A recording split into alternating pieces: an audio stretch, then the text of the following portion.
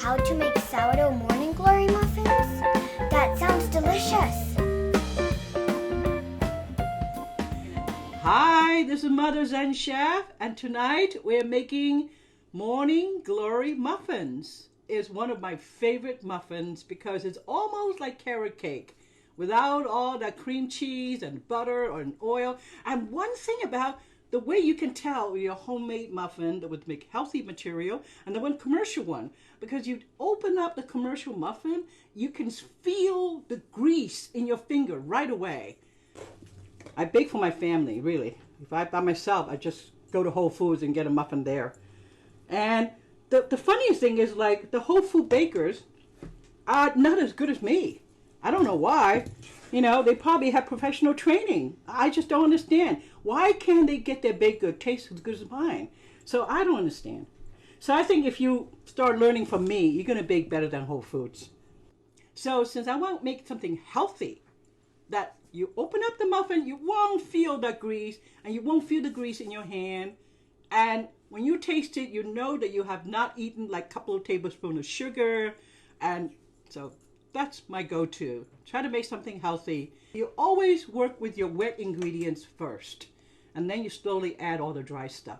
So since my muffins start with oil, I will put my oil in, and I said about half a cup of oil for 2 recipes. So the original recipe is 1/4 cup of oil for your entire muffin recipe. So I'm putting half because I have 2 recipes here. All right. So everything I do here is double because I'm doing 2 recipes. And I will post the recipes for people who are requesting it. And same thing with the vanilla. I will add some vanilla. So it's a teaspoon, and then another teaspoon for that second batch. That's it. And now my other ingredients, the wet ingredients, is the starter. You have to put your starter in there because it takes a while to mix it into with your eggs and your oil. So I've been putting half a cup of starter per recipe, and I'm overflowing it. It's perfectly fine. I'm going to do the second half. And this is all for my discard. I have to use up my discard. So I've been trying to come up with different recipes for all my baking. And sourdough discard, why are you going to even put in a sourdough discard and then you're still going to use baking powder, baking soda? The reason is you're using the sourdough discard to give a little bit moisture to your food. Plus, it gives you some excuse to eating some fermented food. And we don't eat enough fermented food. So that's the main reason I'm using my sourdough discard in a lot of my cooking, because I want to incorporate a lot more fermented food in my diet. And so it's, you know, I can bake this without it, but then I'm missing out. Regular muffin doesn't have any fermented food. So the applesauce counted as a wet ingredient because it's very wet. And I'm going to use about 4 tablespoons per recipe. And now the next wet ingredient is put some yogurt. This is a Greek yogurt, is non-fat Greek yogurt. I'm going to put in about a little bit like a heaping 1/4 of a cup. And then another 1/4 of a cup for 2 recipes. And now the muffin mix is almost together. I have already turned on the oven for 400 degrees. Now I have to put the sugar in and get them all mixed. And I'm going to put about half a cup of brown sugar per recipe. All right, and now I'm going to put in just a little bit of monk fruit. And since my family told me that my last batch got too much monk fruit flavor, so I'm going to cut back on the monk fruit, because half a cup of sugar for a whole muffin recipe is not enough sugar. So I have to put a tiny little bit, and I have a 1/3 cup monk fruit for one recipe. and another 1/3 cup for my second recipe. And that's it. That's all the sugar you need. Basically, it's about 1/2 cup brown sugar with 1/3 cup monk fruit. And so, and you just blend this, and that's it. This is almost ready for all the dried ingredient I need to put in. And so, I put in 2 cups of flour, 1 cup of white, 1 cup of pastry wheat. If you don't have pastry wheat, you should use 3/4 cup of whole wheat, because whole wheat is much heavier than pastry wheat. And I use 2 teaspoons of baking powder per recipe and 1/2 teaspoon baking soda per recipe. And I just double that. And 1/2 teaspoon salt. So I'm just going to put all these dried ingredients here. And remember when I said you're not supposed to mix too much? So I had to get my whisk out of here and start using my spoon, because you're not supposed to stir it too much. So just going gently. According to Joy Cooking, she said, couple of stirs and don't worry about all the lumps. So I'm just not going to worry about the lumps. So there you are. The recipe's almost coming together.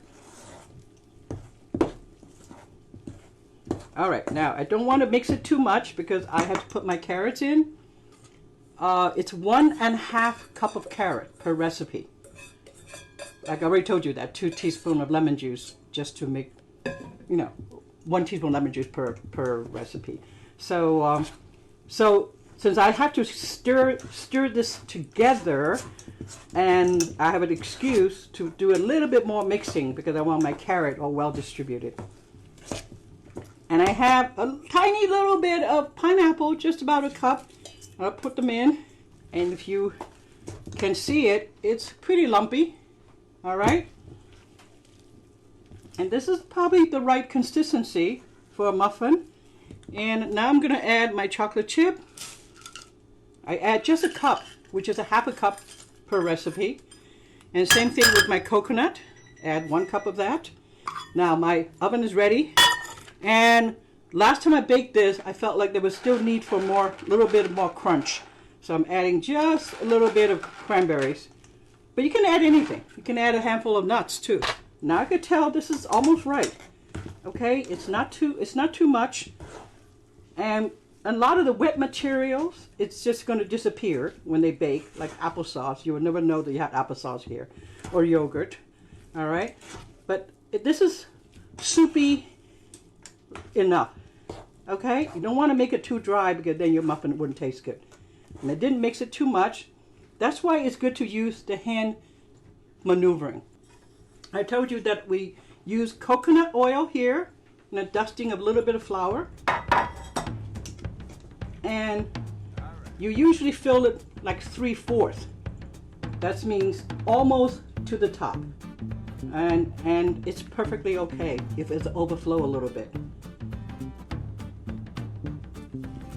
And if I'm only making 1 recipe, I would be done by now. And I encourage you to do that, so you'll have more muffins for your snack. And if you have extras, which I always bake them into a little muffin top with my frying pan. So don't worry if you have it a little bit overflow. So I would say this, actually, from my last baking, it just have a tad little bit more, like 1 muffin more. I'd rather have 1 muffin more than 1 muffin less. So I usually bake it in a little frying pan and turn it into a muffin top, which I know somebody in my family is going to eat it all up, so I don't worry about it. I think I can figure everything out the minute I taste it, okay? And even if I just took 1 teaspoon of whatever food, because last night I made this fantastic cabbage with chili sauce, tilapia, because I always had that in the restaurant. I keep telling myself, I said, Lee Min, try to find a way to make this dish. And last night I made it for the first time. And my family even told me it tastes commercial. Well, in my house, that means like, oh my God, it's awesome. Because, a lot of times you taste something at a restaurant and you said, can you make that? So that's always been my challenge. I always said, all right, I'm going to try to do that. So same thing with the baked goods. I eat something and I like it, and I said, well, let me see if I can do this at home. And I normally can. So I was perfectly right that I have 6 giant muffins, plus I have a muffin top. Exactly. Okay? So my measurement in my head is good. I'm going to go rinse my hands. Now I'm back. I'm going to put this right in the oven at 400 degrees, because I normally bake them 375, and then I have to bake it much longer. I'm going to set on my timer for 30 minutes and then add some more later. This is my little frying pan that I use for my muffin top. And this is the coconut oil. And if you don't have a little pan like this, you just have to use any other pan you have. This is my favorite tiny little pan that I always use up to heat up my toast. And this is the organic white flour that I use. So it's about a less, maybe a pinch or 2 pinches of white flour. And then I just shake it like this. This is how you get them all off. You don't need a lot because this is well greased. It's a seasoned pan. I've been using it for the past 30 years.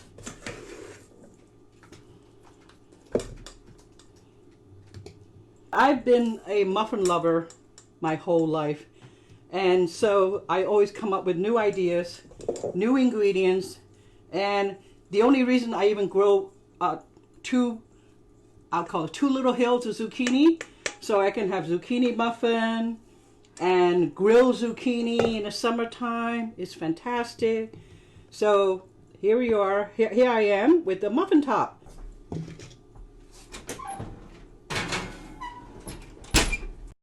So I just get so excited every time we do one of these shows, because I know that I'm going to have the wonderful opportunity to try out these creations that my mom is putting together.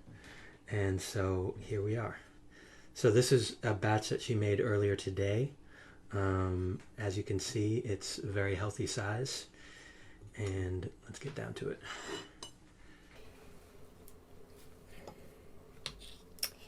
Let's see if we can get a cross section there. Yeah, so we get to see the carrot, chocolate chip, coconut. You can't really see that, but it's there. And I like mine with yogurt.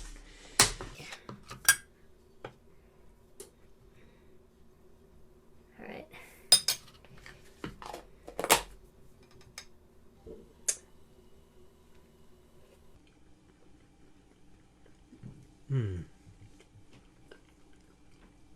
So good.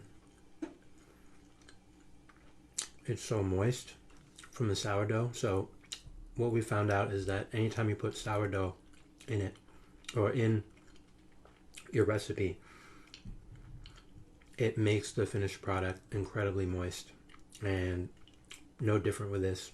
And even though I think also what happens is that the sourdough actually brings out the flavors, and so even though it's pretty low sugar, it actually tastes like a conventional muffin. So it's got awesome flavor. The texture is perfect, and I'm probably going to end up having to eat all of this. No.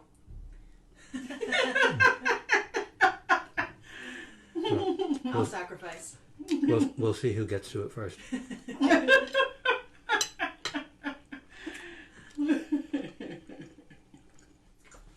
So that first batch, I just baked it about a few hours ago. So you can imagine, there are no commercial product out there that you can, have such a low sugar content and a low fat content to stay so moist. And 1/4 cup of oil. And if you choose to use coconut, I would say try to make that 1/4 cup.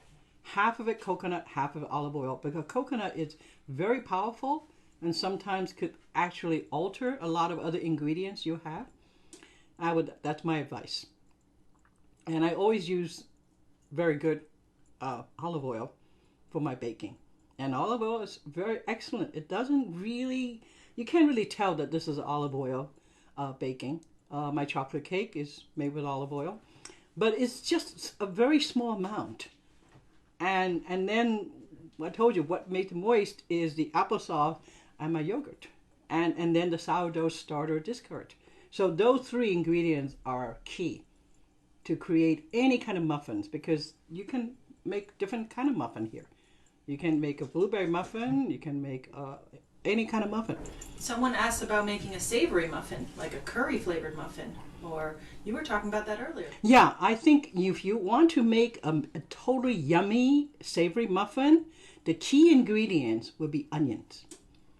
You should saute at least 1 cup of onion for one recipe. And then use all the curry spices you want. And then you can put even shredded up zucchini for your savory muffins. And you don't need to use sugar. You add, I would even add like nutritional yeast for that cheesy flavor. And you're going to have it amazing. And if you want that, I will bake a savory muffin next time. And I hope that you will want to make muffins. Delicious, healthy muffins for yourself and for everyone. I'll see you next time.